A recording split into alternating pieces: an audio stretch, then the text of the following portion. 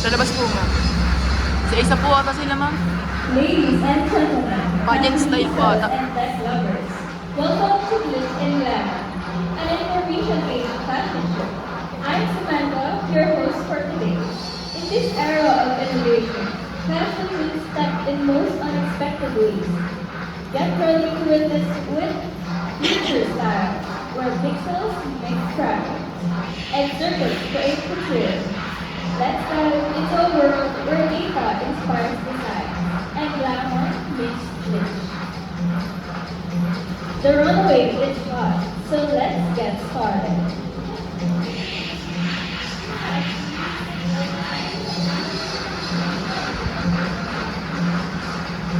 Meron ba tayong mga kamay dyan para sa mga kamay?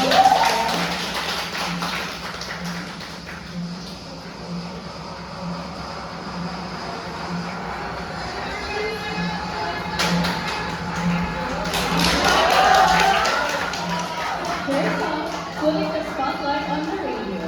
Radio is a way to send electromagnetic signals over long distances. It is mainly used to deliver information from one place to another. Before television, radio was the dominant mode of entertainment, providing news, music, stories, and community information through broadcasts and devices that become central to family life. Next up, television. One of the most powerful symbols of information era. Before social media and smartphones, television was the main source of news, entertainment, and culture, bringing information into everyone's home. Television is a form of communication, presenting stories, trends, and ideas that connect the world.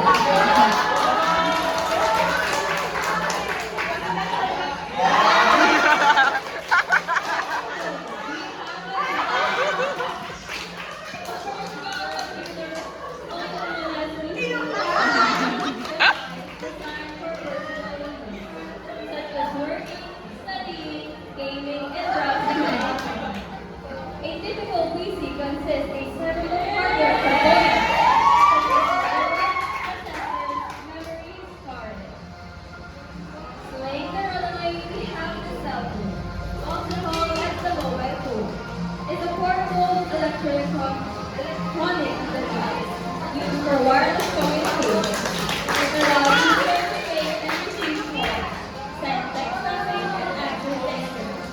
Modern cell phones often include additional features such as camera, GPS, apps, and multimedia functions.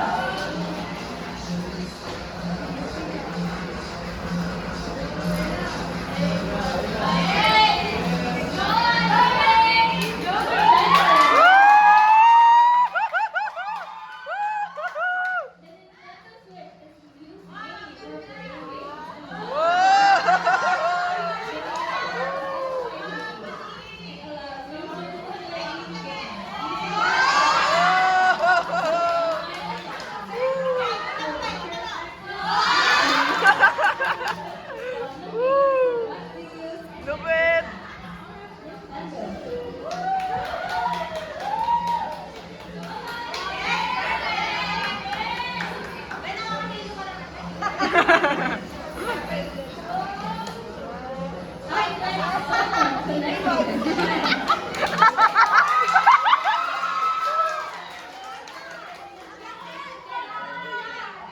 Ma'am, ba't walang signal? Kaya pala walang signal, ma'am.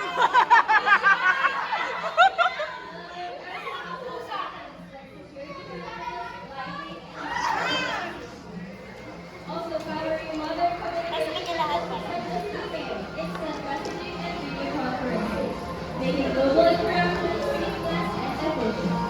Wi-Fi. Wattpad po, ma'am. Apps po. Yung app. Ay, Google.